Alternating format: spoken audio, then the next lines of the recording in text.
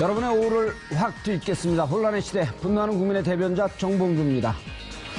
올해 말 반환 예정에 있는 용산 미군기지 유류 유출 사고 건수가 무려 84건 이상인 것으로 드러나 충격을 주고 있습니다. 주한미군이 같은 사고 소식을 무려 25년간 꽁꽁 숨긴 동안 우리 정부는 대체 무엇을 하고 있었는지 묻지 않을 수 없습니다. 5월 9일 장미대선 한 걸음 더 가까이 다가온 가운데 문재인 안철수 후보의 지지율 경쟁이 최대 관심사로 떠오르고 있습니다. 문재인 후보와 안철수 후보의 진검승부는 성사될 수 있을지 4월 첫째 주차 지지율 통해서 대선 판세 분석해 보도록 하겠습니다. 4월 7일 금요일 정봉주 품격시대 시작합니다. 4월 7일 금요일 정봉주 품격시대 첫 번째 이슈 들어가겠습니다. 서울 한복판에 80만 평 규모를 차지하고 있는 용산 미군기지.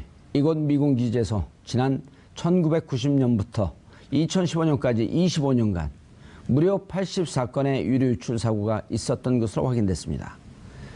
미군은 사고 대부분을 은폐했고 우리 정부도 이를 제대로 확인하지 않은 것으로 드러났는데요. 이 문제와 관련해 전문가 세 분 모시고 말씀 나눠보도록 하겠습니다. 김대현 주간조선 기자님 자리하셨습니다. 네, 안녕하세요. 이 문제 아세요? 네, 그 키워드를 미리 봤고요. 예. 네, 이런 사건에 대해서 관심을 갖게 됐습니다. 예. 네. 근데 나쁜 사건인데 왜 웃으면서 얘기해요? 기분 나쁘게. 관심을 갖게 됐습니다. 알겠습니다. 그리고 권정호 변호사님 자리하셨습니다. 안녕하세요. 예. 오늘 처음 나오셨죠? 예. 긴장되세요? 예, 좀 긴장됩니다. 노래 하나 부르세요, 그럼. 예, 묻겠습니다. 예. 자, 신수연, 녹색연합 평화생태 팀장님 자리하셨습니다. 네, 안녕하세요. 예. 처음 오는데 왜 늦었어요? 감옥 가고 싶으세요? 네. 자, 어떻게 된 상황이에요, 이게? 우리 언론에 나왔나요? 자, 언론에 이미 보도가 됐죠. 아, 보도가 됐어요? 네, 3일 전이죠. 신수연 팀장님이 계시는 녹색연합에서 기자회견을 갖고 예. 미국 당국으로부터 정보 공개를 요청해서 받은 자료를 통해서 용산 기지의 기름 유출 사고가 총 90여 건 예. 있었다라는 발표가 있었고, 그리고 그 중에 기존의 한국 당국과 정보를 공유하면서 기름 유출 사건이 알려진 거는 5건에 불과했고, 어허. 그러니까 85건의 기름 유출 사건이 추가로 있었다라는 것이 이제 이번에 새롭게 드러났는데, 근데 그게 공개되지 않고 있었다. 그렇죠. 공개되지 않았죠. 왜냐하면 우리 정부가 그것을 공개하지 않아 왔고, 그리고 또 미국 당국을 통해서 이 정보를 얻기 위한 상당한 또 시간이 또 필요했었던 부분이 있었던 것 같고요. 예. 네. 알겠습니다. 85건. 변호사님. 예. 안 바쁘세요?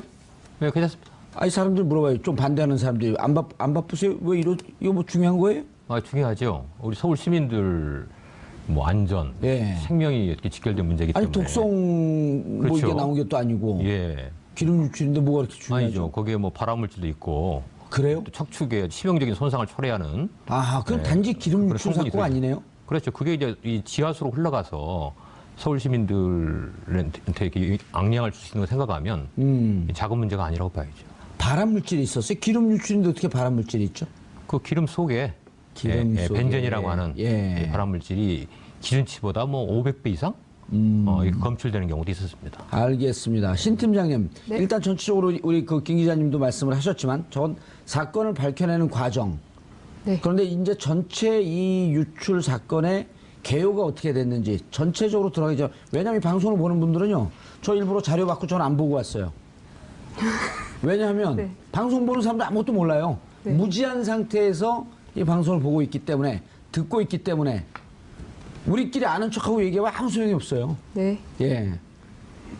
겁먹으셨어, 근데. 감옥 가고 싶은 이런 말 한마디 때문에. 감옥 안 보낼게요. 네. 예, 편히 얘기하세요. 그 용산 개요. 예. 그 우리나라 해방되고 나서부터 예. 서울 정중앙에 한강이 있고 그다음에 예. 철도와도 가까운 용산이라는 공간에요. 그 군사기지가 미군이 이제 예. 주둔을 하기 시작을 했는데요. 그 전에는 일본군이 사용을 했었고요. 예. 네, 그래서 미군 기지가 서울 정중앙에 있다 보니까 예. 지하철 노선도도 뭐 삐뚤어지고, 네, 여러 가지 문제가 있죠. 개발이 안 되거나 이제 여러 가지 문제가 있었는데 2000년대 초반에 이제 전국에 흩어져 있는 미군 기지를 한 곳에 좀 집중적으로 모아보자 그렇게 예. 해서 이제 평택으로 다 옮기는 걸 결정을 하게 돼요. 그렇죠. 네, 그래서 용산도 이제 평택에 이제 세계에서 가장 크다는 대규모 이제 미군 기지가 건설이 되면서 사실 2000년대 중반에 대출이나 도두리의 어떤 농민들이 미군 기지 확장을 반대하는 싸움도 일어났지 않았습니까? 네. 어쨌든 그 예. 용산에 있는 미군 기지가 네. 평택으로 옮겨가기로 되어 있는데 네. 몇 년까지 옮겨가요, 그게? 그게 해마다 계속 업데이트가 되고 있는데요. 원래는 2008년까지 옮기겠다 하다가 2004년, 2014년, 15년, 지금은 2018년까지 옮기겠다 이렇게 계속 이제 연장이 되고 있는 상황인데요. 예. 그러니까, 근데 네? 신 팀장님, 괴물이란 영화 보셨어요? 네, 봤죠. 그것도 이게 소재 아닌가요? 무슨 네, 맞아요. 실제로 2000년에 주한미군 그 용산 미군기지 영안실에 있던 부소장이 시체를 방부하는 용액인 포름알데히드라는 독극물을 싱크대에 버리라고 지시를 해서 그 사건이 실제 영화화됐던 것이 영화 괴물이었죠. 예, 근데 영화에서 보면 이런 대목이 나오거든요. 그거 조금 버린 게 한강이라고 하는 큰 물에 흘러들어서 바다로 가는데 그게 뭐가 대단하다고 그렇게 난리냐? 네, 이렇게 얘기한단 말이에요. 네. 일반 사람들이 이렇게 질문할 수 있어요. 네, 그럴 수 그죠? 있죠. 예. 그런데 그런 사건도 있었는데 이번에 처음에는 어떻게 하는 거예요? 이런 그 기름을 방류한다라고 하는 것, 유출되고 있다라고 하는 걸 어떻게 한 거예요? 처음에 제보가 들어왔나요? 제보는 수시로 있는데요. 이제 용산 같은 경우는 2001년에 6호선 녹사평역 있지 않습니까? 예. 거기서 이제 기름 유출 사고가 한 번 있었어요. 2001년도에 2001년에. 네. 녹사평역에서 네네. 경리단길 올라가는 그 입구죠. 예, 그쪽에서요. 제가 경리단길 자주 가거든요. 맛집이 많죠. 그렇죠. 예. 기름 유출 사건이 있었고. 네. 그리고 2006년에는 남영역 쪽에 이제 캠프킴이라는 예. 용산기지 본체에서 조금 떨어져 있는 작은 기지가 하나 있는데 예. 거기서도 기름 유출 사고가 있었어요. 아하. 그래서 그때 당시에 합의를 했던 것이 기지 내부는 미군이 알아서 치우자. 예. 대신 바깥에는 서울시가 예. 오염된 지하수나 이런 것들이 계속 나오기 때문에 정화 작업을 하기로 약속을 해요. 2006년도에 네, 그러니까 그 경리단길이 있는 녹사평은 2001년도에, 2001년도 캠프킴 쪽은 2006년도에. 캠프킴. 캠프킴. 네, 캠프킴. 네. 이거 영어네요. 네. 예. 자, 캠프킴 쪽은 2006년 이후에 네. 안에는 미군이 책임을 지고 네. 밖은 서울시가 정화작용에 대해서 책임을 지자. 네. 그다음 녹사평역은 2001년도에 네. 그런 약속을 맺어요. 네, 그런데 서울시가 해마다 예. 그 기지 바깥에서 들어갈 수 없으니까 담벼락 바깥에서 그 오염된 지하수를 정화하는 작업을 하고 그 수치가 오염물질 수치가 어느 정도가 나왔는지 연구 그 보고서를 한 권씩 내거든요. 예. 그래서 저희가 그거를 정보공개 청구를 해서 받았더니 그 해마다 이게 줄어야 되잖아요. 사고가 일어난 지 벌써 뭐 길게는 16년, 뭐 짧게는 10년 이상이 지났으니까 이게 해결이 돼야 되는데 여전히 작년도 기준으로 뭐 벤젠 같은 1급 발암물질 수치가 뭐 500배 이상이 계속 나오는 거예요. 어허. 심한 경우에는 8,000배 이상 나올 때도 있고. 그래서 저희가 야. 판단을 한 거예요. 아, 내부의 오염은 해결이 안 됐구나. 네. 아, 알겠습니다. 변호사님. 예. 근데 어떤 관계로 여기 지금 나오신 거예요, 오늘?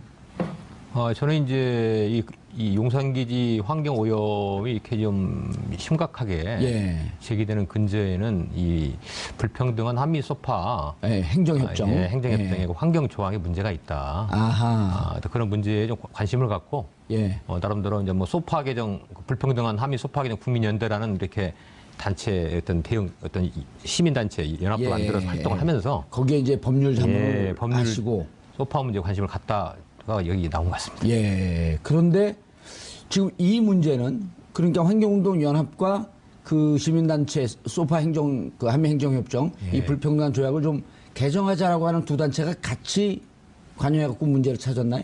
두 단체만은 아니고요. 거의 예. 한 20개 단체가 아하. 2014년 환경운동연합도 있잖아요. 녹색연합이 아니 그러니까 환경운동연합은 참여하고 있지 않고요. 환경운동연합 참여하지 않고. 예. 하여튼 여기에 관심 갖고 있는 시민사회단체들이 예. 불평등 한미소파를 개정하자. 예. 그래서 그 국민연대라고 하는 어떤 그 이렇게 연대 단체를 만들었습니다. 알겠습니다. 그 한미행정협정 예. 그 연대 조약 이런 등등 법적인 거 조금 이따가 말씀하시고요. 예. 자, 그래서 안에는 아직 해결되지 않고 있구나.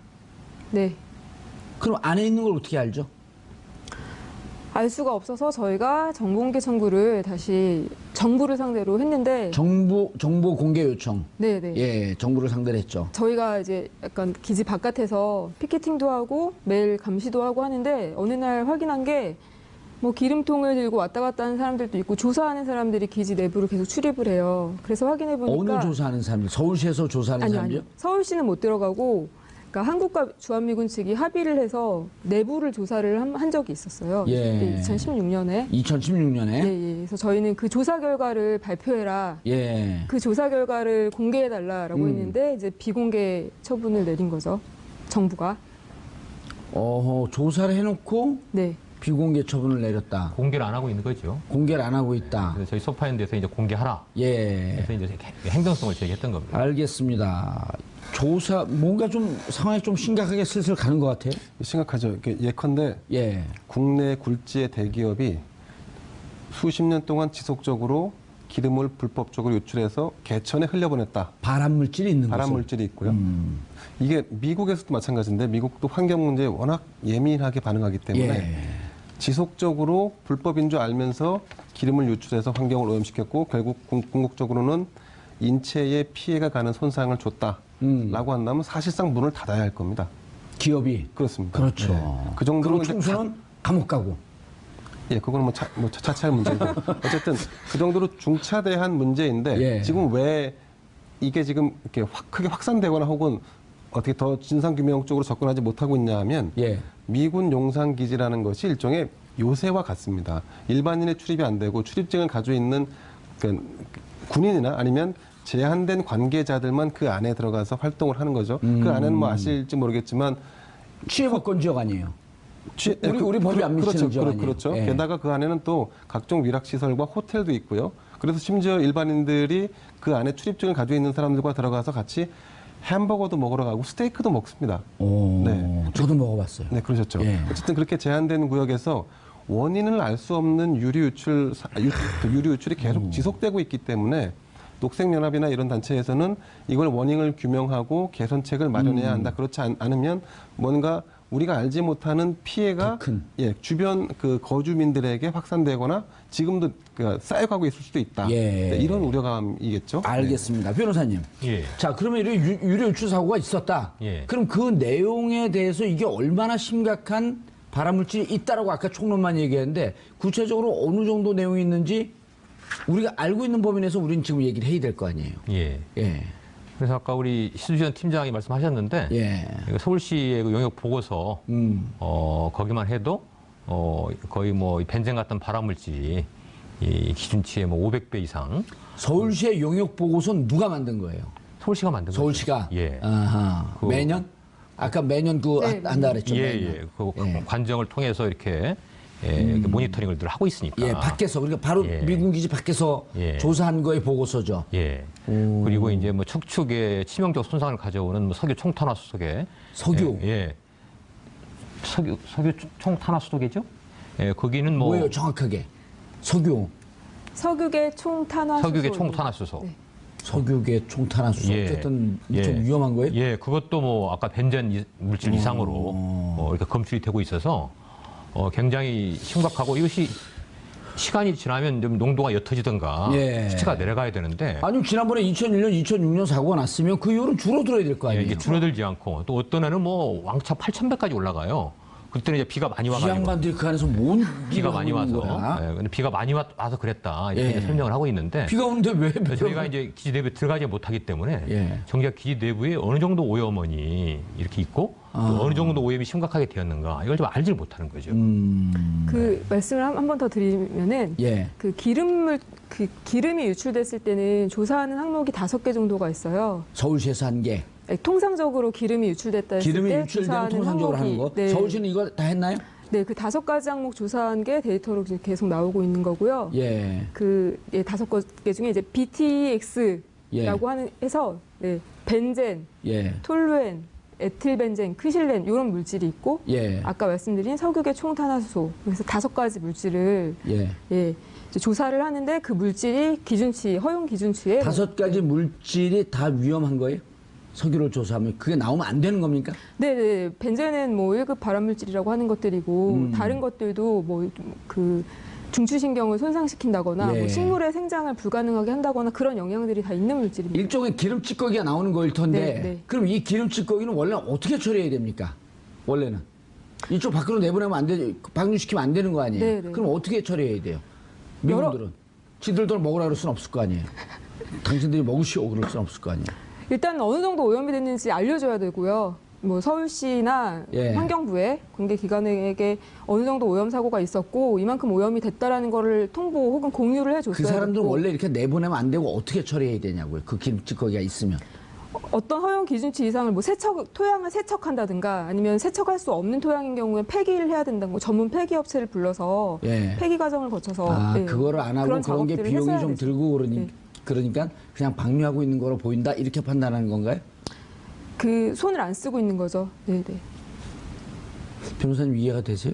어떻게 하는지 저는 이 일부러 방류를 하진 않겠죠. 그러니까 그걸 묻는 하지만 거예요. 그러니까 지금 이제 그래서 이제 원인이 무엇이냐라고 했는데 여기 이제 진단하신 부분에 보면 그 송유 시설이라든가 이제 기본 그 유류를 담거나 아니면 운반하는 과정에서 뭔가 흘렀거나.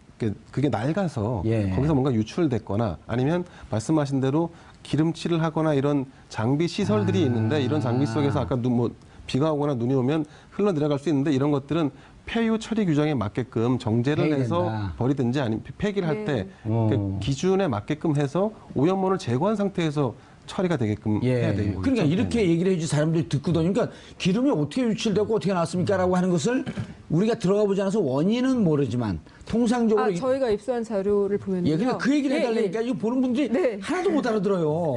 서울에서는 주로 에너지원으로 도시가스를 사용하잖아요. 예. 근데 미군 기지 같은 경우는 워낙 오래 전부터 사용을 했기 때문에 뭐를요?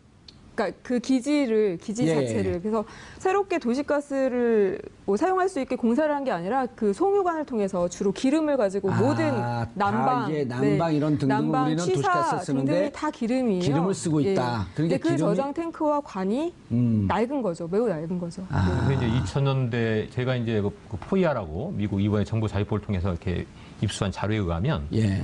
되게 2000년대 이전까지는 이게 지하에 있었어요. 이 기름 탱크들이. 예. 근데 이게 이제 미군 기지 역사가 참 지금 그 70년 그렇죠. 되지 오래됐죠. 않습니까? 예. 그게 이제 노후화돼가지고 그 이음 뭐 배관 이런 데서 이제 기름이 새는 겁니다. 아하. 근데 새는 걸 새는지 모르고 한참 있다가 발견된 경우도 있어요. 오. 그래서 얼마나 기름이 진짜 유출이 되는지도 알 수 없는. 근데 예. 이제 보면 미군들이 뭐 이렇게 일부는 치유했다, 일부는 흙을 갖다 이렇게 좀 이렇게 서로 이렇게 교체를 했다든가 이런 게 나오는데 그 기름들이 저희들 추측으로 굉장히 광범하게 또 오랫동안 유출이 돼서 토양을 오염시키고 토양에서 그리고 또 지하수로 흘러가고 예. 이제 비가 오면 계속 씻겨져 나가고 예. 이러면서 외부로 그렇게 독성이 높은 그런 물질들이 나오고 있지 않나. 아, 이제 알았어요. 주로 이제 그 원료를 기름으로 쓰는데 그렇죠. 오래되다 보니까 노후화됐거나 예. 혹은 안전의식이 없거나 예. 해서 이렇게 흘러나가는데 보니까 휘발유에는 1군 발암물질, 벤젠, 톨루엔, 에틸벤젠, 크릴렌 같은 것들이 많이 들어가 있다고 나와 있단 말이에요. 그러니까 기름이 유출이 되게 되면 이런 1군 발암물질이 토양에 퍼져나간다. 네. 이렇게 되는 거죠. 네, 네. 어느 정도 오염되는지 그 미군 기지 밖에는 알 수 있지만 안에는 일체 모르겠네요. 네, 네. 그렇죠. 그게 지금 심각한 문제점인 거죠. 예. 거기에 대한 정보를 저희가 거듭 이렇게 최초로 이제 한미가 합동으로 조사한 게 이제 작년이었는데 2016년이요. 예, 그 조사 결과를 이제 공개하라고 저희가 이제 전공기 청구를 했는데 이게 뭐 안보상의 외교상의 뭐 기밀에 속한다. 예. 업무 처리 과정이다. 그러니까 공개를 거부하는 겁니다. 그래서 저희가 이제 이상하네요. 그 거부 처분을 취소하라고 행정소송을 제기했는데 법원은 국민들 알 권리를 위해서 또 국정의 투명한 운영을 위해서 공개하는 게 맞다. 예. 이게 저희들 이렇게 손을 들어주고 있는 거예요. 아, 법원은. 예, 그리고 예전에 다른 기지 오염이 문제가 된 어떤 사건에서도 한 번도 법원은 예. 이 국민들 알 권리를 외면한 적이 없었습니다. 그래서 자, 변호사님, 근데 예. 너무 쫙 갔어요. 예, 알았습니다. 왜, 그럼 이제 방송 끝내야 돼. 안녕히 가세요. 이렇게 끝내야 돼. 그러니까, 자, 그래서 그러면은 안에 실질적으로 오염됐을 것이다. 이렇게 밖으로도 나오는 걸 보면 오염됐을 것이다 하면 안에 있는 실태 조사를 하자 그래갖고 2016년에 한미가 합동으로 조사를 했는데 그 조사 결과는 나온 거로 보이죠. 네, 나왔다고 들었어요. 나왔다고 네. 들었는데 그래서 그럼 정보 공개를 해라. 네. 정보 공개를 하라 그럴 때 법원에 우리 정부는 뭐라고 얘기해요 그거를. 어느 부처 소속인가 이게. 환경부 소속이고요. 예, 이거 적폐청산이네 이거. 그런 셈이죠. 감옥 보내야 될 사람들이 예. 많네. 그래서 이제 환경부가 이제 거부하는 사유는 이제 한 두 가지 정도 크게 됩니다. 예. 그래서 이제 첫 번째. 소파의 그 부속 문서에 예. 저기 저 환경 양해각서라는 게 있어요. 환경 양해각서. 예. 그다음에 그 밑에 자, 소파라고 하는 것은 한미 행정협정에서 주한 미군 등등 그 기지 등등 이제 그 주둔에 관한 이제 협정을 맺은 거죠. 예, 그 밑에 이제 부속 절차서라는 게 있는데 예. 거기에 그 소파의 환경 합동위원회 있고 그 밑에 산하에 여러 위원회가 있는데 예. 환경위원회가 있습니다. 환경위원회. 그래서 양쪽의 공동위원장의 승인이 없이는 이 오염 정보라든가 이런 것들을 언론이나 이 한국 국민들한테 공개할 수 없도록 되어 있어요. 양쪽 위원장. 예. 위원장은 한미 한 명씩인가요? 그렇죠. 위원장이? 오호. 그래서 그 환경위원회의 승인을 받지 못했기 때문에 공개할 수 없다. 미국과의 합의를 받지 못했기 때문에 공개할 수 없다. 두 번째. 그리고 또 하나는 이게 우리나라 정부 공개법에 예. 공개를 하지 않아도 되는 사유 중에 이제 외교 안보의 어떤 기밀에 속하는 사항이다. 예. 이렇게 얘기를 하고 있는데 우리 법원은 거기에 대해서 다 부인을 하고 있습니다. 알겠습니다. 김 기자님. 네. 외교 안보 기밀에 관한 거기 때문에 압수수색을 허용할 수 없다. 어서 많이 듣던 얘기죠. 말도 안 되는 얘기죠. 예. 어디서 들었죠, 이 얘기? 청와대 압수수색 들어갈 때 예. 이거 아니었었나요? 맞습니다. 네. 그 중 이유 중에 하나였죠. 그럼 미8군 기지가 청와대네. 그건 억지죠. 그건 억지인가요? 네, 그렇습니다. 한번 써봤습니다. 자, 근데 이게 지금 들어보니까 저는 기름 유출이 뭐가 이렇게 위험하냐 이런 생각을 했어요. 그래갖고 그 이주아 변호사 이거 다뤄야 된다 그러길래 그냥 할 일 없으면 집에 와서 자라 이랬거든요.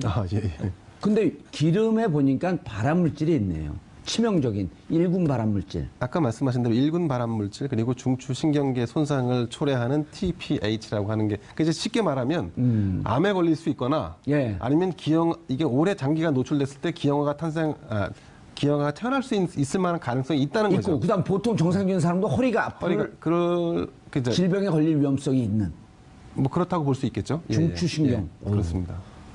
그래서 이제 사실은 제가 생각컨대 그 기름 유출 건이 그 미국 당국에 보고된 것이 전체 90건이었다는 거 아니겠습니까? 근데 여기에는 이른바 사건, 예컨대 너무나 많은 기름이 유출돼서 어떤 뭐 폭발 사고라든가 이런 걸로 인해서 도저히 감당할 수 없는 사건이 있을 수 있고 그리고 아까 말씀하신 낡은 어떤 송유관에 의한 지속적인 어떤 그 유출 이런 걸로는 사실은 사건이라기보다는 사고겠죠. 사고. 네. 그러니까 우리가 사실 주목해봐야 할 것은 최악의 유출건이 뭐 총 7건이었다고 하는데 이게 지금 유출된 것이 케이스별로 38,000리터가 넘거든요.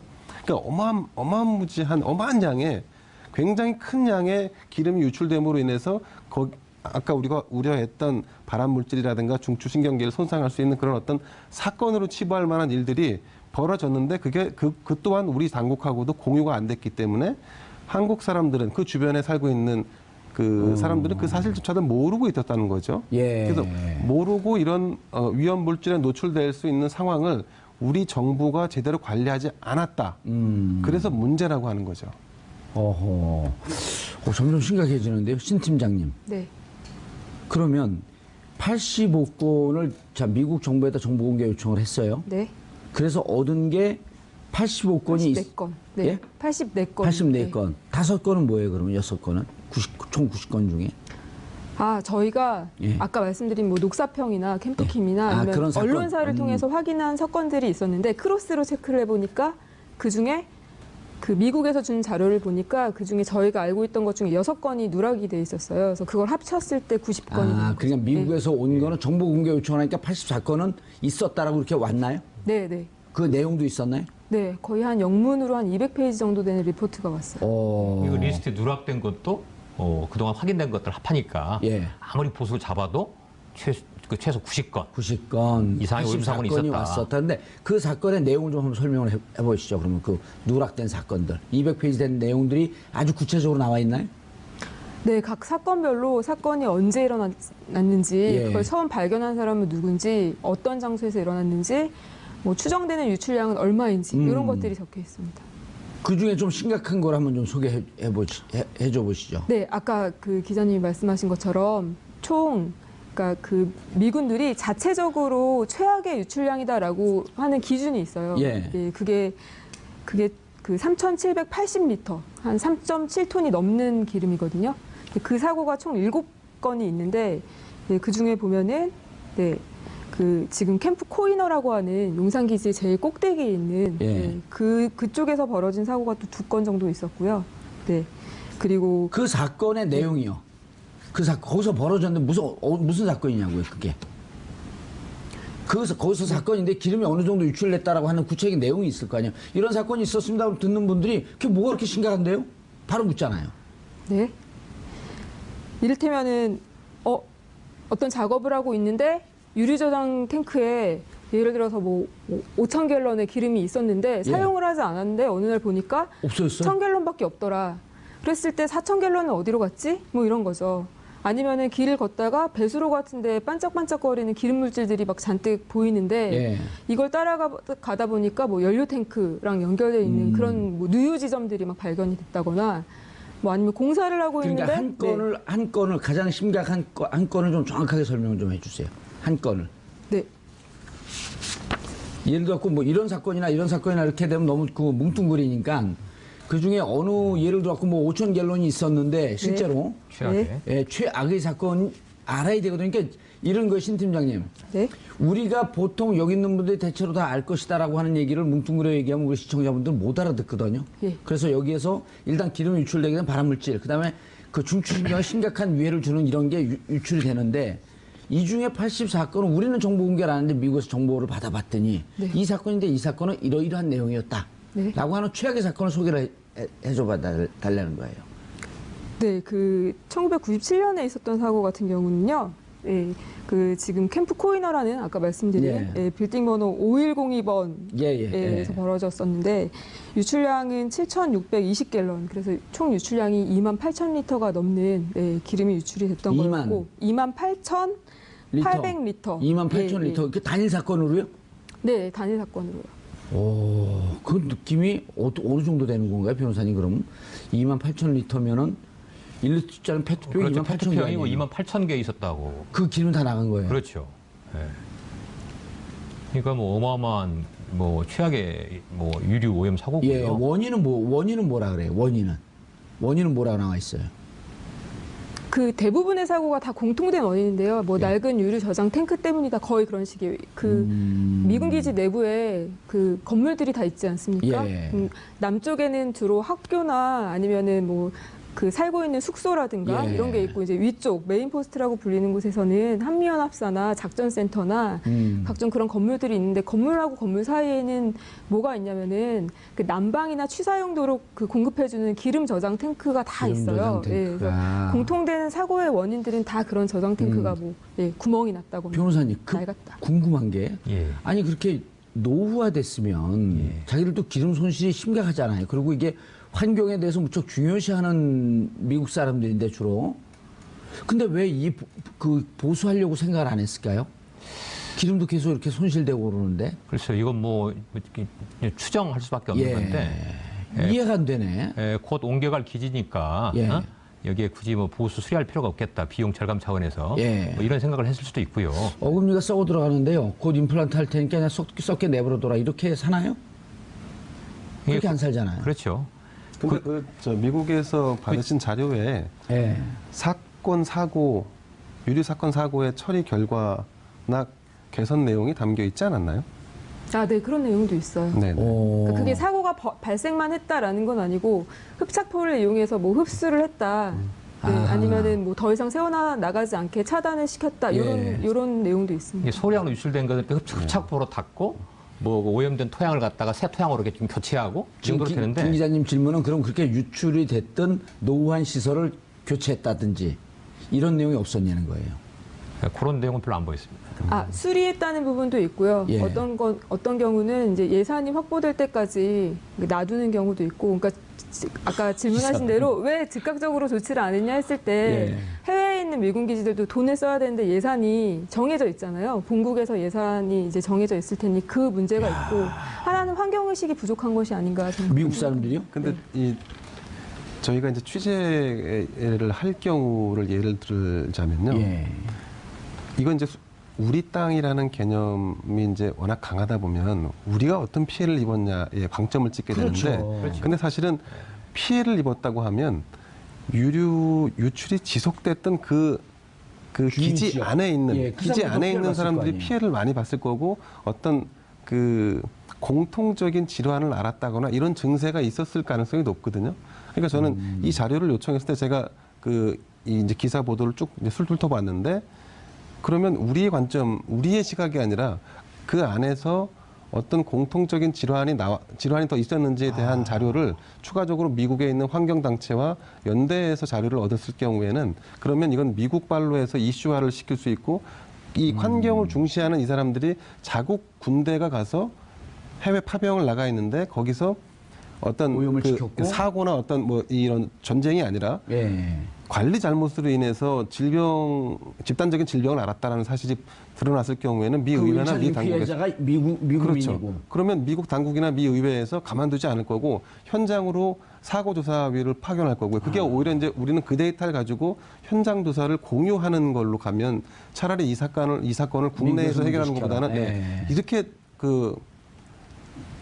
미국발로 해서 가져오는 게 훨씬 더 이 진상 규명에 좀 더 가깝게 접근하지 않을까 알겠습니다. 싶은데. 그러니까 이제 그 아주 중요한 포인트인데 자 우리가 우리 자국민들 피해, 대한민국 국민들의 피해 때문에 이 문제를 접근했는데 이렇게 유출되다 보면 그 안에 있는 사람들 당연히 피해 보지 않을까요?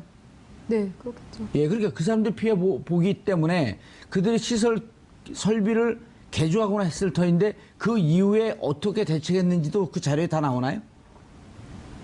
그 사고 한 건 한 건에 대해서는 네. 어떤 처리를 했다라는 것까지는 리포트에 써 예, 있습니다. 그러면 이거로 인해서 그 캠프 안에 거주하고 있었던 사람들이 어떤 질병을 알았다든지 이런 건 없나요? 그런 건 없습니다. 아유. 네.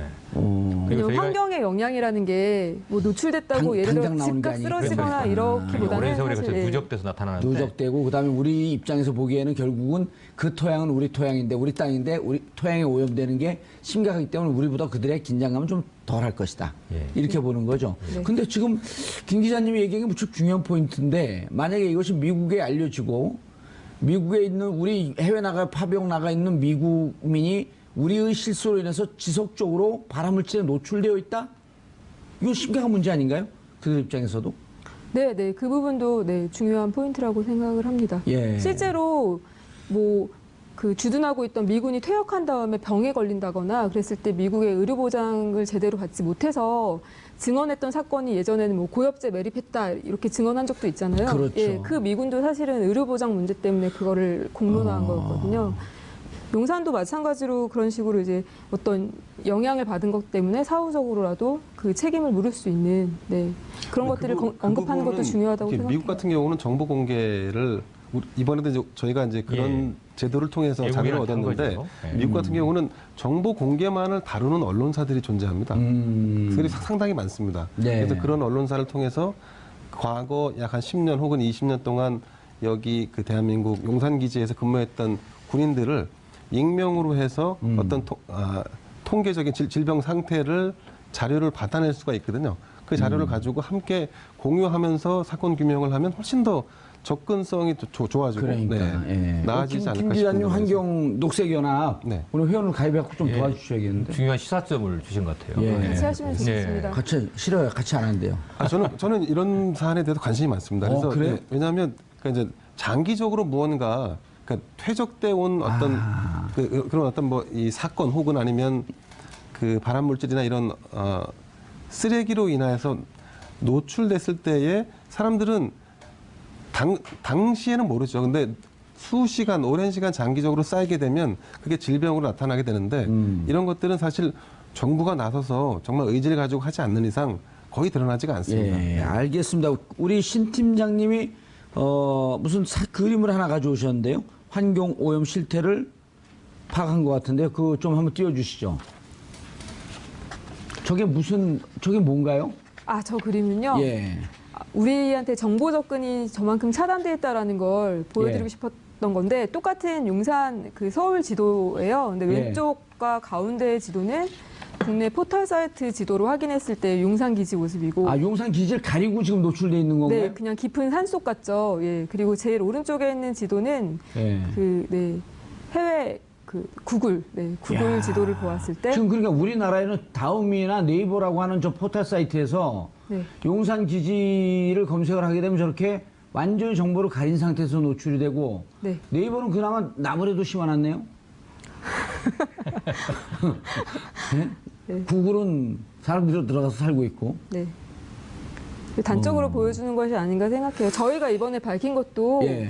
사실은 유류만이 아니라 뭐 예. 중금속이라든가 각종 유해 물질에 대한 자료도 그 공개를 요청을 자, 했는데 이 사건을 이제 그 추적하는 건 아까 김대웅 기자님 아주 네. 중요한 시사점을 주셨고, 자, 그러면 일단 여기에서 정보 공개 요청을 한 거 아니에요? 우리 권 변호사님이 나서서. 예. 예. 권 변호사님이 안 무서운가 본데. 뭐 그런가 봅니다. 예, 그래서 우리 법원은 이제 공개하라고 명령을 하고 있는데. 환경합동위원회 승인을 받아야 허가할 수 있다고 하는 그 부속 절차서가 예.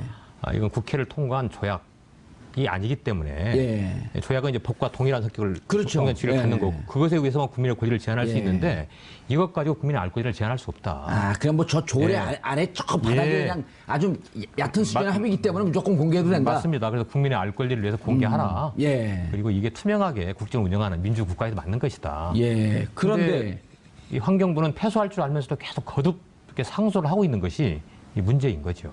아니 예를 들어서 변호사님 예를 들어서 그래서 상소해서 대법원에서 공개하라 환경부한테 그렇게 얘기했어요. 근데 환경부가 배째 못 들어가 공개 못해. 대법원까지 가서 이제 확정 판결로 그 공개하라고 판결이 나면 그때는 공개합니다.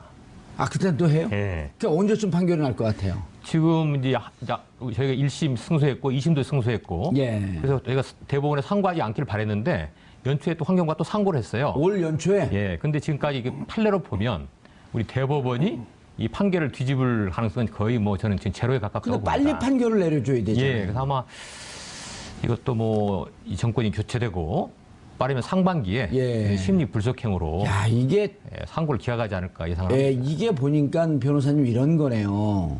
크게 티는 나지 않지만 정말 우리가 해소해야 할 적폐 중에 하나네. 맞습니다. 적폐라고 하면 보통 사람들 뭐 다른 뭐 자기하고 견해 다른 사람들 처벌하고 이렇게 착각을 하는데 이게 우리 국민이 건강하고 안전하게 살 권리를 지키자는 거 아니에요? 그렇죠. 그러니까 사법부 판결은 뭐 이미 확립돼 있는데 예. 이 사법부 판결보다 법도 아닌 예. 동맹국가의 합의 이걸 더 중시하는 환경부 태도 이게 굉장히 굴욕적인 거고요. 사드도 그렇게 들어온 거 아니에요? 맞습니다. 예. 그래서 이제 미국의 눈치 보느라고 국민의 어떤 권익은 안중에도 없는 예. 이 환경부의 모습을 보면서 참 너무 씁쓸한 생각을 많이 하고 있습니다. 녹색연화 신수연 팀장님, 네. 자 미군 기지 옮겨가잖아요. 네. 그럼 저기 심각하게 오염돼 있을 거 아니에요? 그거 누가 책임져야 돼요? 그러니까 제대로 문제를 제기하고 협상하지 않으면 저희가 다 이제 뒤집어 쓰고 사실 거기 무슨 일이 있었는지도 제대로 모른 상태에서 또 정화 책임까지 저희 정부가 우리 지어야 할 뒤집어 상황이 쓰기 싫거든요. 그러니까요. 그럼 어떻게 더구나 해야 돼요? 거기가 또 어떻게 해야 돼요, 공원 그러면? 계획이 있거든요. 예. 거기 공원에다가 이거 알려주게 되면 누가 가겠습니까? 발암물질이 여기저기 널려 있는 공원에? 네. 예. 암공원이에요, 별명이? 네. 환경부에서 예. 좀 의지를 가지고 예. 저희도 이 적법한 절차로 확인했는데 환경부가 모르고 있기 때문에 알겠습니다. 의지를 변호사님. 가져야 된다. 예. 옮기고 난 다음에 만약 환경부가 지금 공개해요. 올 상반기에 공개해. 너네 이렇게 심각한 문제가 있지 않았었냐? 이거 다 그 정화자 제대로 해놓고 원점으로 돌려놓고 이거 미군 기지 이전해라. 이렇게 요구할 법적 근거 있어요, 없어요? 예, 그렇게 가야 맞는 거죠. 그게 또 자기 국제 환경법의 대원칙이고요. 예. 오염자가 그 정화 책임을 진다고 하는 거. 근데 이게 우리 지금 그 한미 소파에는 예. 이 본 협정에 그런 조항이 없어요. 그리고 이제 합의 의사록 그 밑에 예. 한국의 환경 법령을 준수한다가 아니라 존중한다는 조항만 있고 그리고 오염자 미군이 반드시 책임져야 한다고 하는 정화 기준과 관련해서 예. 그야말로 미군이 자의적으로 제공할 수 있는 희세라고 공지에 급박하고 실질적인 위험이 있을 때만 정화를 할 수 있다고 하는 거. 예. 근데 거기 기준을 충족해서 미국이 그동안에 이렇게 정화 책임을 제대로 다한 경우가 거의 드뭅니다. 그래서 실효적으로 전혀 이 환경 문제에 이렇게 대처가 안 되고 있다. 예. 이거 어떻게 해야 돼요? 소파 협정 아마 4조에 나와 있을 겁니다. 그 기지를 반환할 때 기지 반환에 있어서 원상 회복이라든가 아니면 피해를 입힌 부분에 대해서 보상을 해야 할 의무가 없다라는 조항이 있습니다. 그렇기 때문에 미국 입장에서는 아마 의무가 없다? 그렇죠. 예. 그러니까 원상 회복을 해야 할 의무가 없다라고. 근데 그 점에 대해서는 이제 우리 헌법재판소가 네네. 이것은 환경 오염을 면제하는 조항이 아니다. 그러니까 환경 오염 말고 예. 이제 환경 오염 외에도 자연훼손이라든가 여러 가지 있을 수 있는데 법원 그걸 그렇게 보고 있는데 네네. 그걸 원상 회복해야 미국들이 한다는. 그걸 뭐 이렇게 근거로 내세우는 경우도 있죠. 그렇죠. 예. 보통 그걸 근거로 해서 뭐 예, 이렇게 예. 좀 빠져나가는 경향이 있는데 예. 이제 자 중요한 거는 한국 정부가 의지가 있어야 되는 거네요. 정보를 투명하게 공개해야 한다. 이게 제일 중요하겠고요. 두 번째 문제는 소파 규정 안에서 환경의 문제만큼은 군사 외교적으로 눈치를 보거나 혹은 마찰을 빚을 사안이 아닙니다. 이제는 전 인류가 환경 문제 또 건강 문제를 다 최우선 과제로 두고 예. 있기 때문에 이런 아주 부분에서는 중요한 문제죠. 소파의 이 다소 불합리한 현재 상태 다소 있다고 불합리한 할지라도 규정 그걸 뛰어넘어야 되는 거죠. 그거는 개정을 할 필요가 있는 부분인 거죠. 네.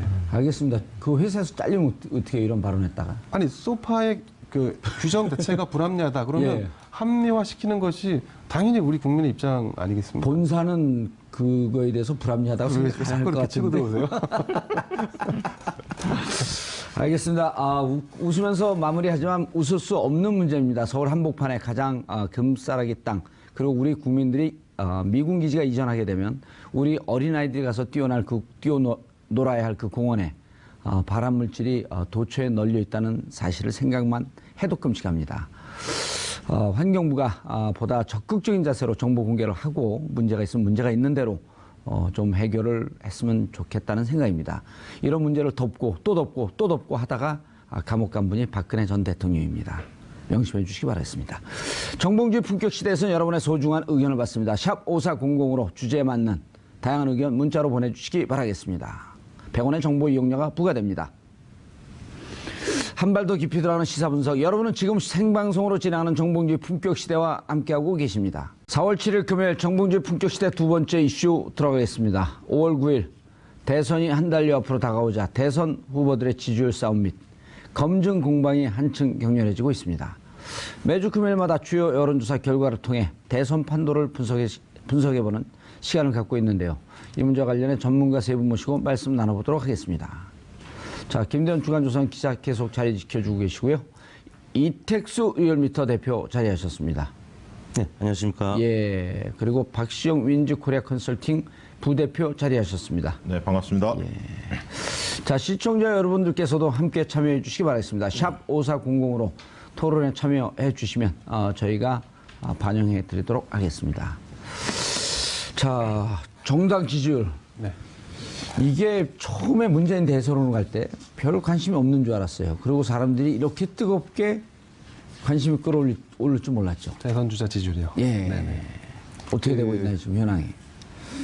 지난 4월 4일 각 당 공이 5당의 대선 주자가 확정이 됐습니다. 그렇죠. 월요일 날 문재인, 화요일 날 안철수. 네, 그렇습니다. 그러면서 5당 주자들이 확정이 됐죠. 확정된 이후에 실시된 각종 여론조사에서 다자 구도 속 양강 체제로 굳어지는 양상으로 가고 있습니다. 문재인 후보가 대체로 오차 범위 내에서 안철수 후보를 앞서는 걸로 다자 대결 구도 여론조사에서 나타나고 있고요. 홍준표, 유승민, 심상정 후보는 여전히 10% 이하의 지지율을 받으면서 3약 구도로 가고 있는 상황입니다. 예, 알겠습니다. 어디 갔어요, 이게? 이택수 대표님. 네. 이름을 제가 기억을 못 해갖고. 네. 여기 있구나, 가슴에. 이택수 대표님. 이게 지지율이 느닷없이 막 30%가 넘어가 버렸어요, 안철수 후보가. 각 당의 경선이 이제 끝나면서 예. 특히 이제 민주당의 경우에는 안희정 지사, 그다음에 이재명 시장을 지지했던 지지층이 문재인 후보 쪽으로 흡수되지 못하고 경선 후유증이죠. 어디로 갈지 모르는 지지층들이 지금 일부가 또 상당수가 안철수 후보 쪽으로 갔다고 봐야 되겠죠. 과거에 반기문을 지지했던 그리고 예. 황교안을 지지했던 그리고 그다음에는 안희정을 지지했던 지지층들, 그러니까 중도 성향의 혹은 뭐 보수 성향의 유권자들이 지금 안철수 후보 쪽으로 상당히 쏠림 현상이 나타나고 있고요. 예, 돌고 도는 지지율이네요, 그거는. 그렇죠.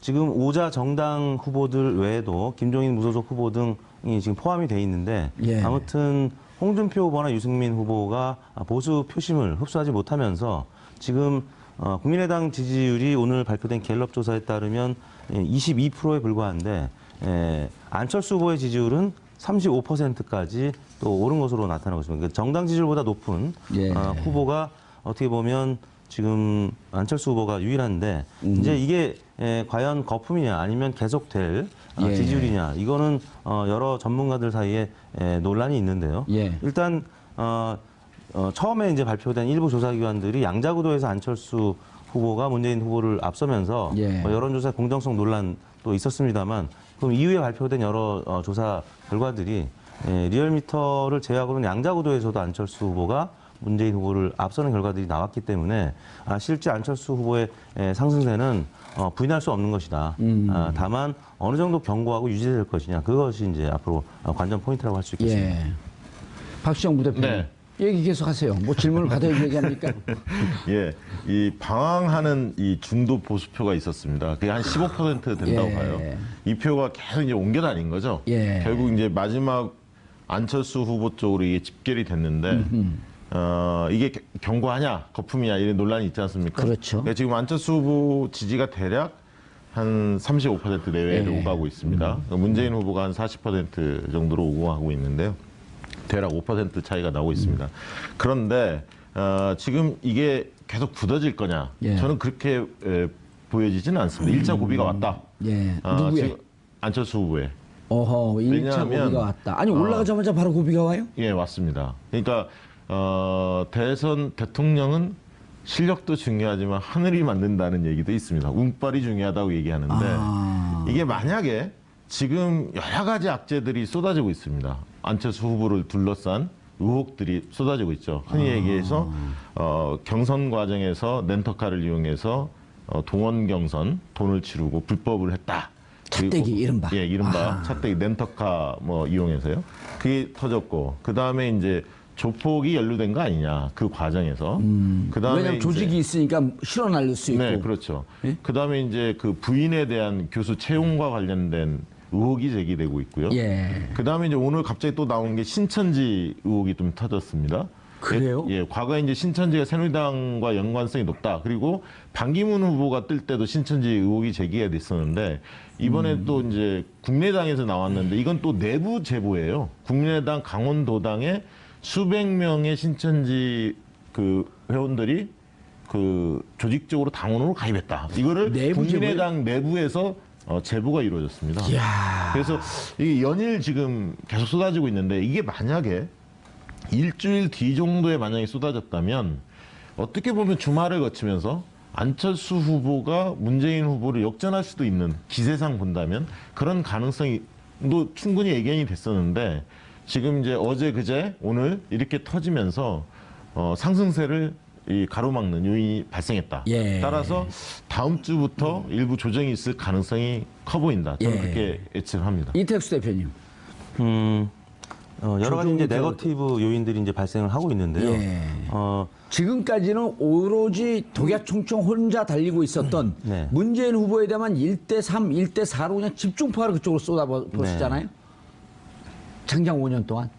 그랬죠. 예. 그리고 올해 들어서 이제 경선 레이스에서도 마찬가지였었고 안철수 후보가 지금 이제 뜨기 시작하니까 안철수 후보에 대한 민주당의 공세 예. 그리고 향후에는 또 홍준표 지사의 공세도 이어질 가능성이 있고요. 왜냐하면 홍준표 지사의 경우에는 유승민 후보하고의 단일화 연대도 중요하지만 예. 일단 국고보조금을 받을 수 있는 정도의 지지율 15%까지 끌어올리려면 예. 지금 대략 10% 안팎에서 예. 지금 지지율이 등락을 하고 있는데 이걸 15%까지 끌어올리려면 결국에는 안철수 후보한테 가 있는 보수 포심을 가져와야 되거든요.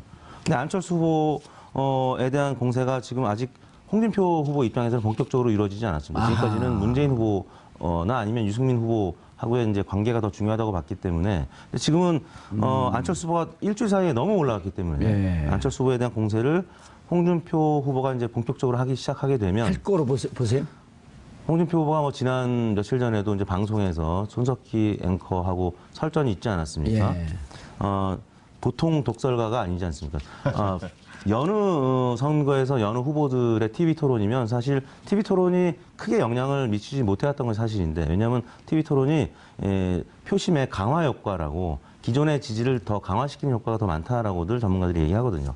표심을 변화시키는 효과보다는. 그렇지만 홍준표 지사가 포함된 TV 토론은 저는 다르다고 봅니다. 홍준표 지사는 한번 물면 잘 놓지 않는 파이터이기 때문에 무슨 물개. 안철수 후보를 집중 공략할 가능성이 있습니다. 있다. 네, 일단 안철수 후보한테 가져올 표가 가장 많다고 홍준표 후보는 생각하고 있을 겁니다. 내 표 왜 가져갔어 당신? 네가 그렇죠. 왜 가져갔노? 이러는 거 아니에요 지금? 특히 이제 TK, 예. 경상도 중에서도 TK에서는 홍준표 후보가 지금 TK 출신인데도 불구하고 지금 문재인 후보한테도 그동안에 많이 빼앗겼었는데 안철수 후보한테도 상당히 많이 지금 표가 가 있단 말이죠. 알겠습니다. 예. 일단 지금 홍준표 후보가 사실은 포문을 열었어요. 뭐라고 열었냐면 상황 정치를 박지원이 할 거다. 안철수가 집권을 하면 이렇게 표현을 하면서 안철수 후보를 조종하는 사람이 바로 박지원 대표다. 그래서 박지원 대표가 만약에 안철수 후보가 집권을 한다면 그 각본에 박지원 대표의 각본에 춤추는 인형에 불과하다. 이렇게 한마디로 규정을 했거든요. 최순실과 박근혜를 떠올리게 하는 묘한 그렇죠. 이제 이게 대비를 시켰네요. 대구 경북이나 영남권에서 박지원 대표에 대한 호감도가 별로 높지 않지 않습니까? 그리고 이제 지역 정당에 대한 호남 정당에 대한 거부감이 있는 건 사실이거든요. 그래서 이 그동안에 문재인 때리기에 집중하다가 지금은 이제 안철수 쪽에 가 있는 이 보수표를 빨리 좀 뺏어와야겠다. 예. 이런 쪽으로 전략이 좀 수정되는 것 같고요. 제가 볼 때는 이제 10일 이후에 9일까지는 지금 공무원 신분입니다. 도지사직을 유지하고 있기 때문에 10일이 되면 이제 선거운동 본격적으로 할 것 같아요. 아니 그 도지사 아직까지 하고 있어요? 빨리 좀 그렇습니다. 나야지 이제 후보 됐으면. 예. 9일까지 버티겠다고 이야기를 하고 있으니까요. 10일이 되면 다음 주 월요일 아닙니까? 월요일부터 이제 본격적으로 할 것 같은데 예를 들면 이제 지금까지 안철수 후보가 문재인 후보한테 TV 토론 맞짱 토론하자 이렇게 좀 공세적으로 나왔거든요. 아마 홍준표 후보가 이렇게 이야기할 가능성도 있습니다. 2, 3위전을 맞짱 토론 나랑 하자. 안철수 후보한테 예. 이렇게 도전적으로 이야기하면서 누가 보수의 대표냐 이거 먼저 결정하고 예. 그리고 저쪽 진보 진영하고 한판 붙자. 네, 원래는 보수와 진보의 진영의 대표 주자끼리 싸우자, 본당끼리 싸워야 하는 거 아니냐? 아류는 아니다. 그래서 바른정당하고 국민의당을 이렇게 좀 터부시했는데 지금 이제 안철수 후보가 확 뜨니까 이제 전략을 좀 수정한 것 같습니다. 알겠습니다. 할 얘기 없어요? 아까 뭐 일부에서 날라다니더니. 일본은 아주 중차대한 사안이었지 않습니까? 예. 물론 이 사안도 이거는 중요하긴 하지만 그러면 소차대한 사안이 이거는? 고차대한 사안입니다. 네. 저도 안철수 후보가 워낙 빠르게 지지율을 치고 올라왔기 때문에 좀 불안하죠 그러면은. 네, 불안하죠. 그리고 이 안철수 후보에게 가 있는 표를 잘 보면 아까 말씀하신 대로 반기문 전 총장에게 갔다가 또 황교안 전 권한대행에게 현 대통령 권한대행에게 갔다가 그다음에 안희정에게 갔다가 또 이거 온 거지 않습니까? 예. 이게 고착화되기 위해서는 상당한 시간이 사실 안철수 후보에겐 필요한 건데요. 지금 그 시간을 갖기도 전에 벌써 치고 들어온 거지 않습니까? 왜냐하면 상대적으로 볼 때 자유한국당이나 바른정당에서는 상황을 놓고 보니 문재인 후보가 가지고 있는 표는 아무리 두드려도 나에게 올 표가 아니라는 것은 명확해 보이는데. 홍준표 지사 입장에서. 그렇죠. 근데 상대적으로 안철수 후보를 예컨대 공략했을 때는 그 표가 나에게 올 것이 분명해 보이는 상황이 됐거든요. 예. 그러니까 지금 상황에서는 이제는 안철수 후보에 대한 그들 표현으로 하면 검증인 거고 우리가 보는 시각에서 본다면 네거티브가 시작된 거죠. 예, 알겠습니다. 이 대표님 이게 네. 여론조사가 말이죠. 예. 정말 중요하고 재밌다라고 하는 이 화제를 이 방송계로 끌고 나온 최초의 인물이에요, 제가. 아무도 그렇습니까? 인정 안 합니다. 인정하십니까? 하는 방송이 없어요, 일단. 그런가요? 그럼요. 네. 두 분이 나왔고 본격적으로 여론조사 토론해 본 적이 있어요? 이걸 제가 자그마치 네. 2015년에 개인 방송에서 시작한 거예요. 네, 네. 알고 찍자. 왜냐면 국민들이 알고 찍어야지 네. 좋은 나라 만들고 내가 행복한 나라 만들거든요. 근데 요즘 이제 사람들이 이제서야 여론조사가 재밌다는 거예요. 이제서야. 네. 2년. 이게 이렇게 일찍 태어나면 좀 불편해, 세상 살기가. 그때도 재미있어 했어요. 없었어요. 우리 박시영 부대표님 얘기할 땐 재밌어 했고요. 같이 패널로 나왔던 분이 얘기하면 재미없어 했어요. 그런데, 자, 이제, 재밌는 게 있어요. 여론조사를 보면 이게 과학처럼 보이거든요. 네. 실질적으로 과학적 흐름을 쫓아가는 거 아닌가요? 아니면 흐름을 과학화시켰든지. 네. 안희정 지사와 이재명 시장한테 갔던 네. 이 지지가 도대체 같은 정당인데 문한테 왜 안 오냐? 네. 이거 보통 사람들은 대충 얘기를 해도 궁금한 게 많은 거예요. 그렇죠. 안희정 지사나 이재명 시장은 앙금을 이제 풀 수 있겠지만 예. 안희정 지사나 이재명 시장을 지지했던 지지층은 아직도 상처가 굉장히 크고 그러니까요. 그 상처를 결국에는 안희정 지사나 이재명 시장이 좀 풀어줘야 되고 그분들을 이제 풀어주려면 문재인 후보가 또 손을 내밀어야 되고 오늘 그래서 문재인 후보가 안희정 지사한테 지금 찾아갔죠. 그래서 앞으로는 이런 앙금들이 조금 풀어질 것이라고 보고요. 또 예. 주말에는 뭐 호프 한 잔씩 하기로 보도가 나왔거든요. 예. 그래서 이제 이분 이 아, 호프를 지지층들은 누가 한다는 거예요? 문재인 후보와 문재인. 이 나머지 이 민주당의 세 경선에 명, 출마했던 최성 후보까지 3명. 예, 안희정, 이재명 이분들이 네. 호프 미팅을 한다. 네, 문재인 후보가 호프 미팅을 한다고 주말에 우리의 예, 호프에게 보도가 나왔고요. 희망을 주기 위해서 호프 미팅을 한다. 네. 이런 건가요? 그럼 조금씩 풀리겠죠. 그리고 계속 부유했던 반기문, 황교안, 안희정에서 부유했던 이 유동층.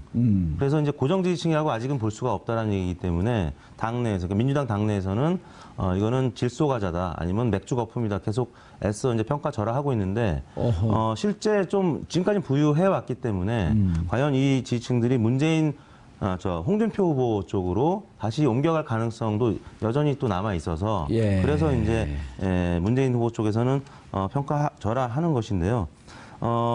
지금 저희가 이제 여론조사 결과들을 일제히 보면은 공통적으로 나타나는 것이 뭐냐면 예. 비문 단일화에 대해서 찬반을 물어보면 반대가 한 50%가량 일제히 이거는 거의 동일하게 나타나는 비문 현상. 단일화라고 하면 문재인을 제외한 네. 나머지 후보들이 약 한 명 후보로 내갖고 1대1 구도로 만들자. 그렇죠. 그러니까 안철수 대 문재인 대결 구도하면 안철수가 높게 나오는 조사 결과들이 나오고는 있습니다만 비문 단일화에 대한 질문을 하면 반대 의견이 50%가 반대. 50%를 상회하거나 뭐 50%에 근접한 이유는 뭡니까? 왜 명분이 반대는? 없다는 거죠. 왜냐하면 이번 뭐 잡탕 만드는 거냐? 보통은 이제 대통령 선거가 전망형 투표, 그러니까 예. 미래를 보고 정책과 비전을 보고 투표하는데 이번 대선 같은 경우는 박근혜 대통령을 심판하는 그런 그리고 새누리당 정권 심판하는 패권력 투표에 가까운 그런 선거이기 때문에 예. 그래서 이런 비문 단일화에 질문을 반대하고 하면 50%쯤 된다. 비문 그러니까 인위적인 예. 인물을 두고 반대하는 그것은 명분이 없다라고 보는 거죠. 그래서 예.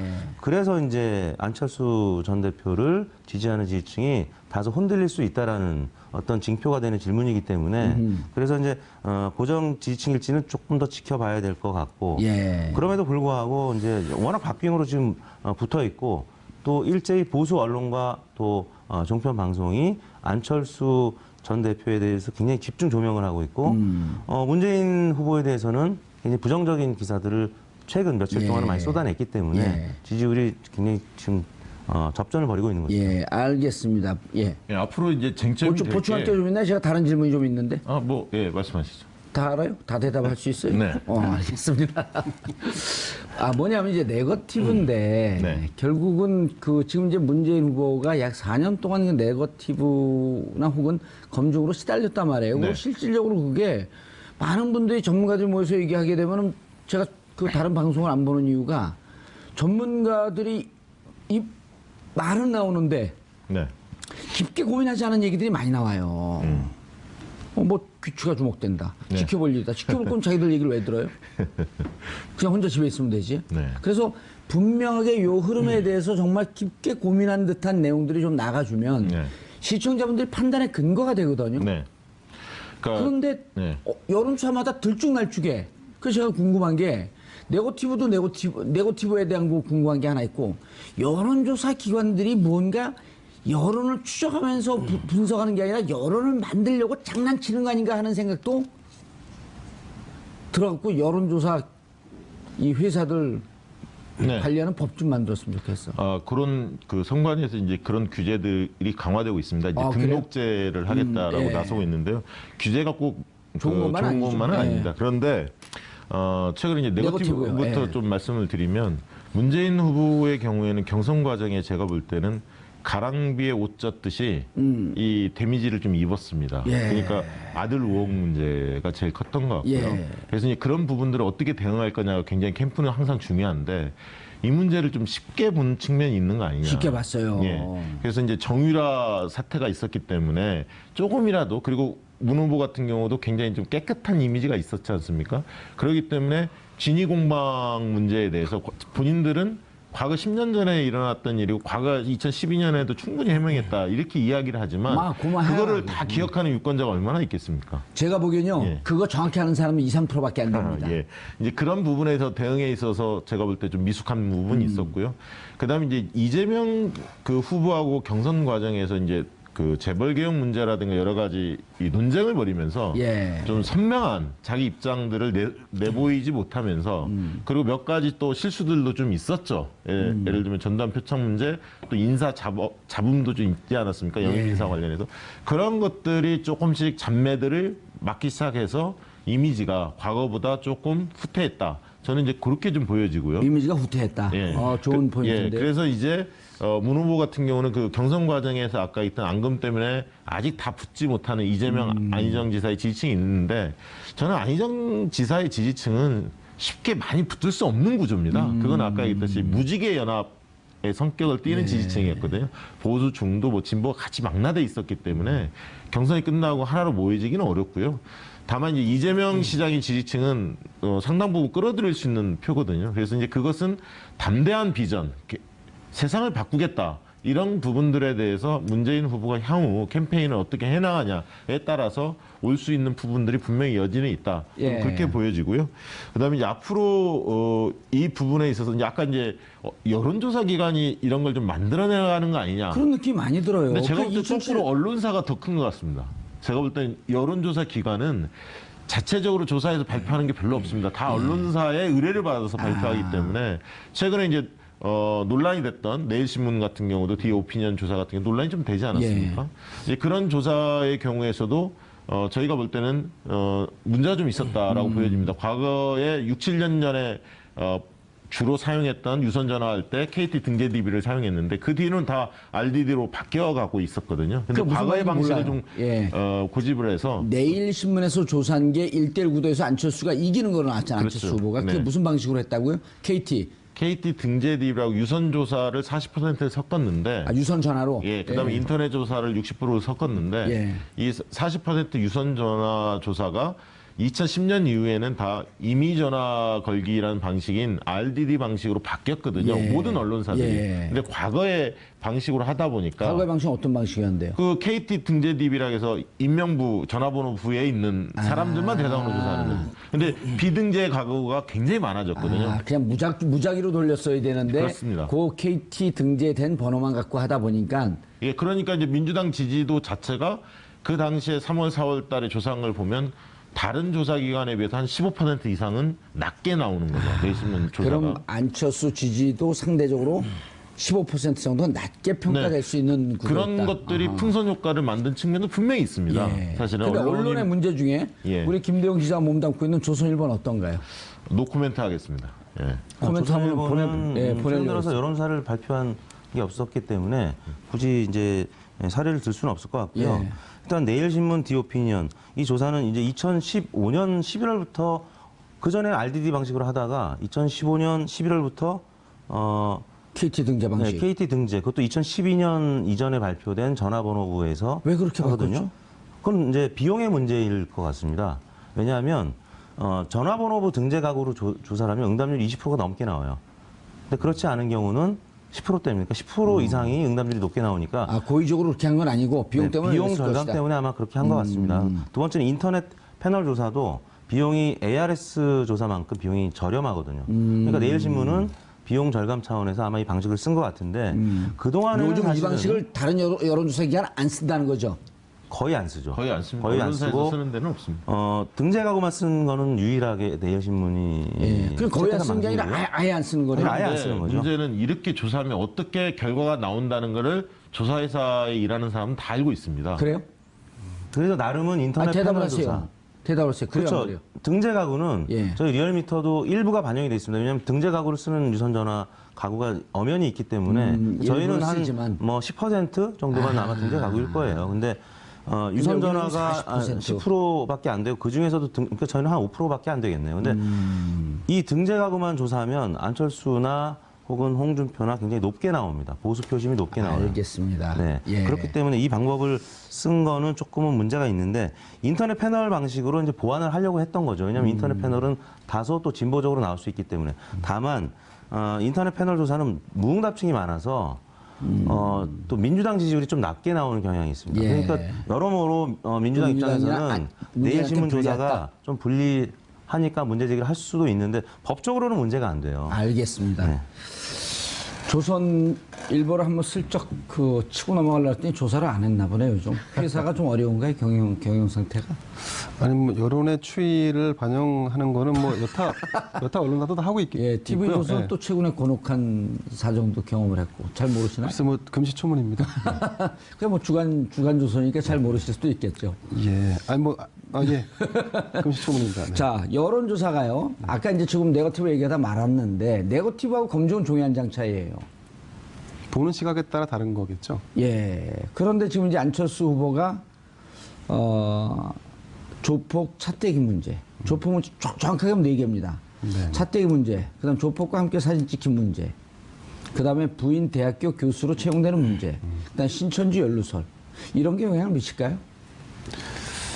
그 안철수 후보에게는 적지 않은 영향을 미칠 것 같습니다. 오히려 문재인 후보에게 그 들이댄 검증의 잣대보다 어떤 측면에서 보면 이게 더 약할 수도 있거든요. 뭐 예컨대 안철수 후보가 조폭을 동원했을 리는 만무한 일 예. 아니겠습니까? 상식적으로 볼 때. 그렇죠. 예. 그런데도 이렇게 이제 의혹이 제기되는 부분에서 사실 말끔히 털고 갈 수 있을 정도라면 지지층이 공고해서 그럴 리 없다라고 간주해버리면 내 지지층은 그냥 유지가 될 수 있는데 충성도에서 틀리다. 그렇죠. 이 충성도가 지금 낮기 때문에 충성도에서 사실은 다를 수 있다. 이런 것이 계속 추가될 때마다 아마 지금 차제에 실시되는 여론조사는 이런 것들이 계속 아마 굉장히 적지 않게 반영돼서 결과로 이어질 수가 있습니다. 그리고 또 한 가지 아까 그 예. 말씀하신 문 후보의 지지율이 정체돼 있는 부분, 예.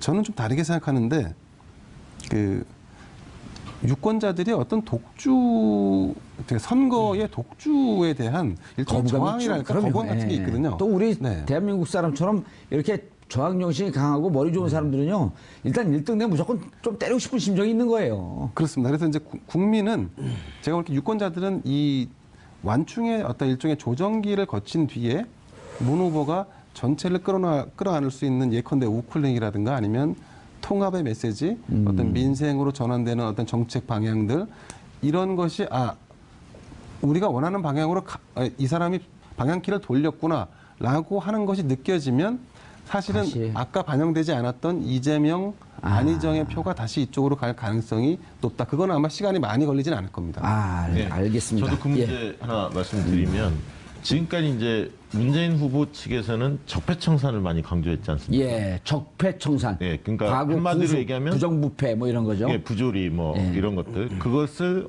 개혁 대통령이라고 볼 수도 있지 않습니까? 그 컨셉을 하나 가져갔었고 그다음에 이제 일자리 대통령이라는 얘기를 했었습니다. 그래서 예. 이제 공공 분야 81개 1만 개 뭐 일자리 만들겠다 이런 얘기를 했는데요. 그다음에 이제 최근에 나온 얘기가 내 삶을 바꿀 정권 교체 이런 표현들을 쓰기 시작합니다. 그건 좀 오네요, 가슴에. 예, 그건 무슨 얘기냐면 민생 문제를 중심으로 좀 다루겠다.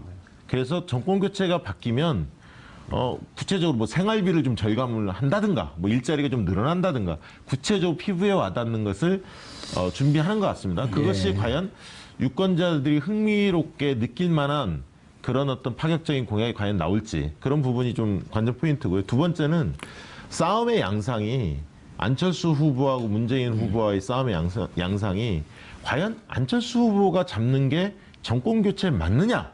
이 문제 가지고 아마 전선이 형성될 가능성이 많습니다. 정권 교체를 바라는 국민들의 요구는 60%가 넘어가는데 만약 안철수 후보가 정권을 잡는 대통령이 된다고 한다면 이게 정권 교체일까? 왜냐하면 현실적으로 보수층의 지지를 받고 지금 안철수 후보가 굉장히 급상승을 했단 말이죠. 20% 이상 올랐죠. 그렇죠. 근데 이제 진보층에서는 문재인 후보를 밀고 있고 중도층은 지금 팽팽하게 맞서고 있습니다. 근데 지금 구전에서는 어떻게 부딪히고 있냐면 호남에서 안철수 후보를 지지하는 국민의당 쪽에서는 호남 정부 만들자, 호남 정권 만들자 이렇게 이야기를 하고 있습니다. 그다음에 이제 민주당 쪽 이쪽은 어떻게 대응을 하고 있냐면 안철수가 집권하면 남 좋은 일 시키는 거 아니냐. 남 좋은 일이요? 예, 그러니까 영남권에 예를 들면 새누리당 과거에 이 세력 좋은 일 시키는 거 아니냐. 결국 왜냐하면 무슨 얘기죠?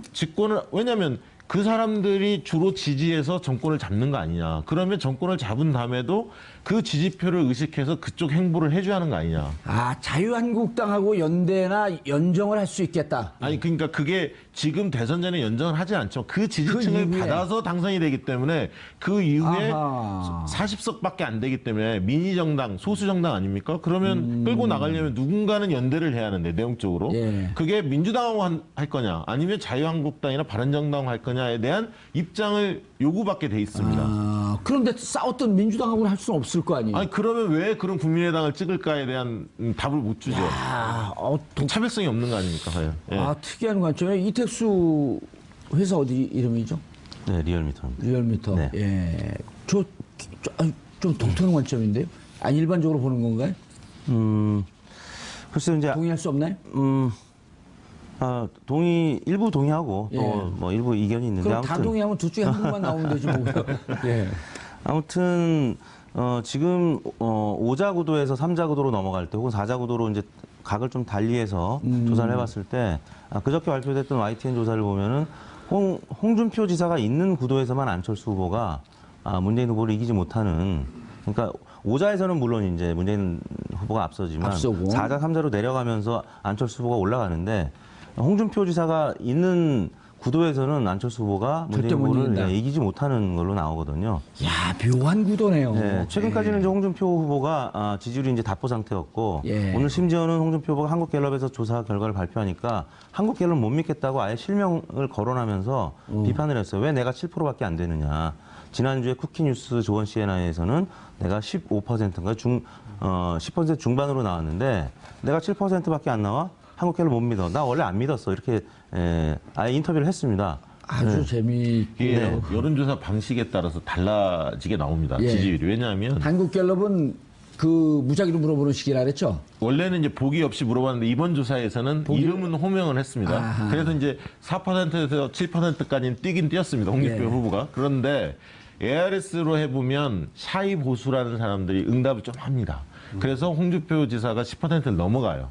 근데 전화 면접으로 상담원이 전화를 할 때는 좀 숨는 경향이 좀 있습니다. 아, 여전히 우리가 보수를 찍었고 보수의 대통령이 탄핵된 거에 대해서 좀 부끄럽게 생각하는 분들이 직접 대면 여론조사를 하게 되면 답변 안 하고 끊어버리는 경향이 있는데 네, 아니면 판단 유보처럼 잘 판단 모르겠다라고 유보처로 숨어버리는 잘 모르겠다고 숨어버리는데 실질적으로 ARS 자동 응답으로 예, 하게 되면 이거는 뭐 창피한 게 아니니까 그렇습니다. 그럴 때는 응답을 하는 경향이 있어서 여전히 샤이 보수층은 존재하고 있다. 네, 마찬가지로 문재인 후보의 경우에도 예. 전화 면접 조사보다는 ARS 조사에 대체적으로 약간 더 높게 나오는 현상이 있습니다. 샤이 문재인이 또 약간 있는 거 아닌가 그런 생각. 제가 두 분 예. 전문가분 나오셨기 때문에 그 개인적인 궁금함이 있는데요. 예, 시간 없으니까 빨리 물어보셔야 돼요.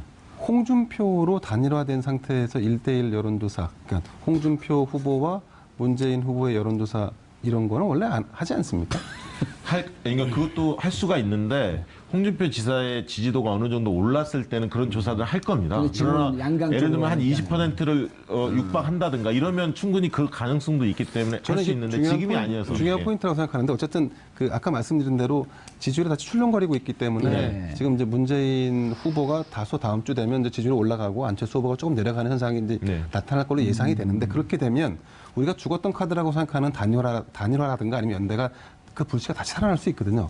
그럼 살아난다는 전제 하에 볼 때 홍준표 후보나 유승민 후보로 단일화가 돼도 같은 거의 비등한 지지율이 나온다고 한다 그러면 그건 좀 양상이 좀 다른 게 전개될 수 있다라고 근데 보기 제가 때문에 아까 드린 이제 말씀입니다. 말씀을 드렸지만 네. 이번 대선이 회고적 투표, 그러니까 박근혜 정부를 심판하는 심판. 투표이기 때문에 그 촛불이 예. 만들어낸 선거 아니에요? 네네. 그래서 홍준표, 유승민 두 후보는 사실 확장성이 굉장히 제한적이라는 거죠. 그래서 과거에 유사한 조사를 했을 때 격차가 좀 더 벌어졌었고 그럼에도 불구하고 홍준표 지사는 확장 가능성은 조금은 있습니다. 왜냐하면 한국당 지지율이 대략 10에서 15% 나오고 있는데 본인 지지율은 지금 7%, 9%로 예. 좀 줄어들어 있기 때문에 그리고 그 일부가 안철수 후보한테 가 있기 때문에 그런데 이제 홍준표 지사가 최근 들어서는 친박을 껴안기 시작했습니다. 친박 진영한테 러브콜을 보내고 박근혜 대통령한테도 좀 우호적인 지금 멘트를 하고 있기 때문에 그러면 이제 10에서 15%로 조금 확장할 수 있겠죠. 그러면 그 표는 어디서 오느냐? 안철수 후보 쪽에서 올 가능성이 문재인 후보 쪽에서 올 가능성보다 크기 때문에 예. 그렇다면 홍준표 지사가 예를 들어서 한 10에서 15% 사이의 지지율을 갖는다면 그러면 국고보조금 받을 수 있는 정도로 올라갈 수 있기 때문에 그러면 이제 끝까지 완주할 가능성이 있는 거죠. 알겠습니다. 자, 매주 금요일 저희가 여론조사 전문가 모셔놓고 대선, 국면 여론조사에 대해서 분석을 해봅니다. 도대체 어떤 후보를 선택해야 할지, 그리고 어떤 후보, 어떤 대통령이 내 삶을 정의롭고 그리고 정당하게 만들어줄 수 있을지에 대한 관심은 우리 국민 모두의 과제입니다. 개인의 호불호를 떠나서 이 후보에 대한 지지를 반대한다든지 혹은 이 후보에 대한 지지를 한다든지 해서 국민들이 갈등하거나 감정적으로 지나치게 대립하는 상황은 옳지 않다고 볼 수 있습니다. 저희가 여론조사 분석을 통해서 여러분들이 선택을 보다 좀 더 냉철하게 할 수 있고 정확하게 할 수 있게끔 좋은 무기를 제공하겠습니다. 4월 7일 금요일 정봉주의 품격시대 마치겠습니다. 저희는 월요일 날 5시에 다시 뵙겠습니다. 감사합니다.